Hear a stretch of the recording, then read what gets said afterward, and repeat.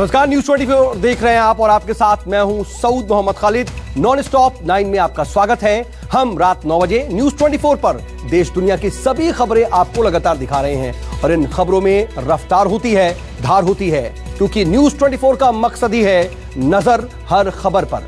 हमारी ये कोशिश है कि प्राइम टाइम में दिन की कोई भी बड़ी खबर, चाहे वो राजनीति से जुड़ी हो, खेल से हो या फिर एंटरटेनमेंट की दुनिया से ही क्यों ना हो, आपसे ना छूटे। तो आइए अब शुरू करते हैं नॉन स्टॉप एट 9।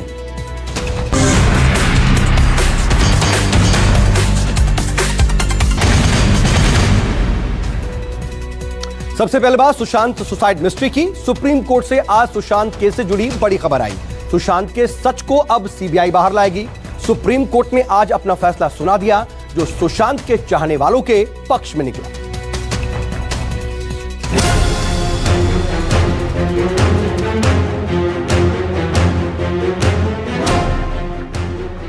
सुशांत मौत मामले में सुप्रीम कोर्ट से हरी झंडी मिलने के बाद सीबीआई अपना होमवर्क करने में जुट गई है। जल्द सीबीआई की टीम मुंबई के लिए रवाना होगी। सीबीआई की एसआईटी क्राइम सीन को रिक्रिएट करेगी और रिया चक्रवर्ती और उसके परिवार के लोगों से पूछताछ करेगी। क्राइम सीन पर एसआईटी की टीम के साथ फोरेंसिक भी मुआयना करने पहुंचेगी। मुंबई में कोरोना को लेकर जांच प्रभावित ना हो और सीबीआई के जांच अधिकारियों को क्वारंटीन ना किया जाए, लिहाजा हर अधिकारी का कोरोना टेस्ट करवाया जा रहा है। आज सुबह 11 बजे सुशांत केस की जांच को सुप्रीम कोर्ट ने सीबीआई को सौंप दिया था। सीबीआई ने बिहार सरकार की एफआईआर को सही मानते हुए महाराष्ट्र पुलिस को केस के हर दस्तावेज को सीबीआई को सौंपने का आदेश दिया। एक प्रभावशाली अभिनेता की मौत का सच सब जानना चाहते हैं। जब सुशांत सिंह राजपूत ने सुसाइड किया था, तब मुंबई पुलिस ने एआरडी दर्ज की थी। पोस्टमार्टम के बाद भी मुंबई पुलिस ने इसे अपराध नहीं माना। इस मामले में निष्पक्ष, पर्याप्त और तटस्थ जांच समय की जरूरत है। केस से जुड़े सभी दस्तावेज अब सीबीआई को सौंपे जाएं। मुंबई पुलिस जांच में मदद करे। सच सामने आएगा तो सुशांत की आत्मा को शांति मिलेगी। सत्यमेव जयते। कोर्ट ने एक और अहम बात कह दी है कि जो भी मुंबई पुलिस पे चल रहा था, या तो इंक्वायरी या अगर कोई एफआईआर भी दर्ज होता है आगे जाकर के, वो एफआईआर भी मुंबई पुलिस दर्ज नहीं करेगा, वो सीबीआई ही करेगा। तो बड़ा स्पष्ट समझो सुप्रीम कोर्ट ने सारी बातें हमारी मान ली। माननीय सर्वोच्च न्यायालय के इस फैसले से सत्य की विजय हुई है। सुप्रीम कोर्ट के फैसले के बाद सियासी रिएक्शन भी सामने आए। सुप्रीम कोर्ट ने लिखा है कि मुंबई पुलिस ने जो सुशांत सिंह के केस का जो इन्वेस्टिगेशन किया, उसमें बड़े प्रोफेशनली किया, कोई भी दोष वो इन्वेस्टिगेशन में नहीं है। सुशांत सिंह राजपूत 14 जून को मुंबई के अपने अपार्टमेंट में फंदे से लटके पाए गए थे। इसके बाद मुंबई पुलिस इस पूरे मामले की जांच कर रही थी। सुशांत सिंह राजपूत के पिता ने पटना में एफआईआर दर्ज कराई और सुशांत की पूर्व गर्लफ्रेंड रिया चक्रवर्ती पर आत्महत्या के लिए उकसाने, धोखाधड़ी करने के आरोप लगाए। इस एफआईआर को ही रिया चक्रवर्ती ने सुप्रीम कोर्ट में चुनौती दी थी। Bureau report, news 24।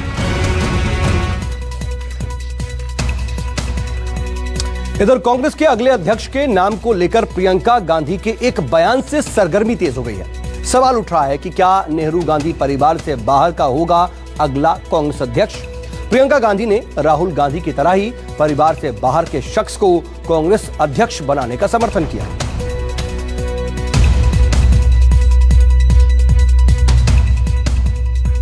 कांग्रेस में अध्यक्ष पद को लेकर चल रही माथापच्ची के बीच प्रियंका गांधी का बड़ा बयान सामने आया है। कांग्रेस महासचिव प्रियंका गांधी ने कांग्रेस के पूर्व अध्यक्ष राहुल गांधी की उस बात का समर्थन किया है जिसमें राहुल ने कहा था कि कांग्रेस का अगला अध्यक्ष नेहरू गांधी परिवार के बाहर का होना चाहिए। प्रियंका गांधी ने एक नई किताब इंडिया टुमारो को दिए इंटरव्यू में प्रियंका ने खुलकर पार्टी को लेकर अपनी राय रखी है। किताब में प्रियंका गांधी ने कहा, राहुल गांधी ने कहा कि हम में से कोई पार्टी का अध्यक्ष नहीं होना चाहिए और मैं इससे पूरी तरह सहमत हूँ। मुझे लगता है कि पार्टी को अपने रास्ते की तलाश करनी चाहिए। मुझे नेहरू गांधी खानदान से बाहर के अध्यक्ष के साथ काम करने में कोई दिक्कत नहीं है। लोकसभा चुनाव में कांग्रेस की करारी शिकस्त के बाद राहुल गांधी ने पार्टी अध्यक्ष पद से इस्तीफा दे दिया था। पिछले साल हुई कांग्रेस वर्किंग कमेटी की बैठक में राहुल ने कहा था कि अगला अध्यक्ष गांधी नेहरू परिवार के बाहर का बनाया जाना चाहिए। हालांकि कांग्रेस वर्किंग कमेटी ने राहुल की सलाह को नकारते हुए पूर्व अध्यक्ष सोनिया गांधी को एक बार फिर से पार्टी की कमान सौंपते हुए कार्यकारी अध्यक्ष बना दिया था। पर प्रियंका गांधी के बयान के बाद एक बार फिर सवाल खड़ा हो गया कि अगला कांग्रेस अध्यक्ष गांधी परिवार के बाहर का होगा। और इधर आज फिर कुछ घंटों की बारिश में दिल्ली दरिया बन गई। दिल्ली से गुरुग्राम तक सड़कें समंदर की तरह बहने लगी। घंटों जाम लग गया, गाड़ियां जहां की तहां फंस गईं।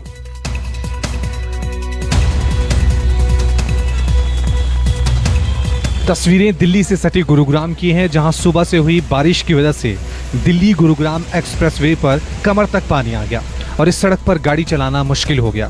सड़क पर आए इस हाहाकारी सैलाब से गाड़ियों की लंबी कतार लग गई। एक्सप्रेसवे पर लंबा जाम लग गया। हालात ऐसे हो गए कि ट्रैफिक पुलिस के जवानों को भी पानी में डूबकर ड्यूटी करनी पड़ी। गुरुग्राम की ये दूसरी तस्वीर देखिए। साइबर सिटी के इस अंडरपास पर नदी बह रही है। सेक्टर 1 का इलाका पानी में खो गया है। चंद घंटों की बारिश ने ड्रेनेज सिस्टम की पोल खोल कर रख दी है। और अभी हम यहाँ गोल्फ कोर्स रोड पर निरीक्षण में हैं और यहाँ एक अंडरपास में जल भराव हो गया था, उसकी पंपिंग मशीनरी लगवाकर उसकी निकासी के लिए प्रयासरत हैं। और अब दिल्ली के साकेत की ये तस्वीर देखिए। एक दीवार गिरी और 8 गाड़ियां तहस नहस हो गई। मूसलाधार बारिश के कारण दीवार का एक हिस्सा पार्किंग में खड़ी गाड़ियों पर ही भरभरा कर गिर पड़ा और तमाम गाड़ियां क्षतिग्रस्त हो गई। करोड़ों की कार का कचूमर निकल गया। बारिश के कारण प्रगति मैदान का इलाका भी पानी पानी हो गया। भगवान दास रोड पानी से लबालब हो गया। प्रगति मैदान की तस्वीरें हैं जहां लंबा जाम लग गया है। आप देखिए कई किलोमीटर का लंबा जाम यहां पर लगा हुआ है। NH 24 से लेकर के अगर प्रगति मैदान के रास्ता को अगर आपको दिखाएं तो गाड़ियों की रफ्तार पर ब्रेक लग चुका है। इसकी वजह यही है कि सड़कों पर जो है पानी का जो है जलभराव हो गया है। सरकारी व्यवस्था की पूरी तरह से पोल खुल गई है। मूसलाधार बारिश से सुप्रीम कोर्ट का इलाका भी डूब गया।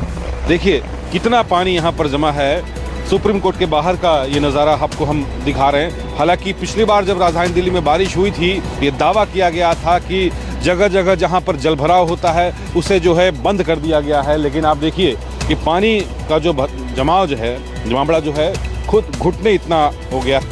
दिल्ली में बारिश मंगलवार रात से ही शुरू हो गई थी, लेकिन सुबह से इस बारिश ने ऐसी रफ्तार पकड़ी कि दिल्ली के कई इलाके जलमग्न हो गए। शहर का सीजो कॉम्प्लेक्स बारिश से पानी पानी हो गया। राजाजी मार्ग पर सैलाब आ गया। विनोद नगर मेट्रो डिपो का इलाका तालाब की तरह नजर आने लगा। पुराने किले का इलाका भी जलमग्न हो गया। और इसी तरह आधा हिंदुस्तान बारिश का कहर झेल रहा है। देश के ज्यादातर राज्य आसमानी आफत की मार से करहा रहे हैं। लगातार हो रही मूसलाधार बारिश से शहर डूब रहे हैं। गांवों में नदियां बह रही हैं। सैलाब लगातार सितम डा रहा है।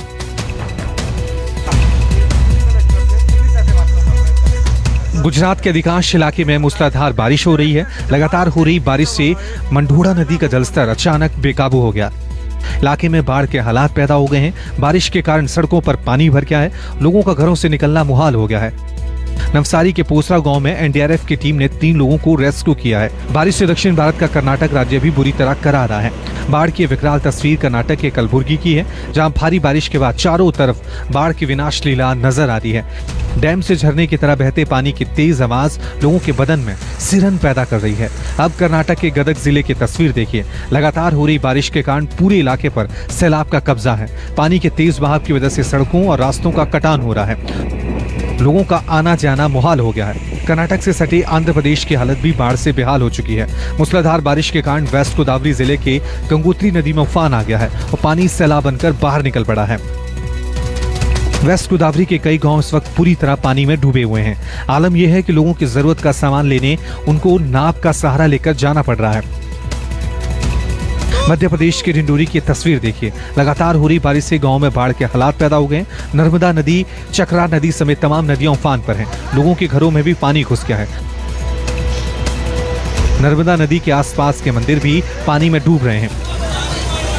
ये महाराष्ट्र के जलगांव की तस्वीर है, जहां बारिश के कारण कई गांव पूरी तरह कट गए हैं। वाघूर नदी में आए उफान के चलते जामनेर तहसील के गांव अलग थलग पड़ गए।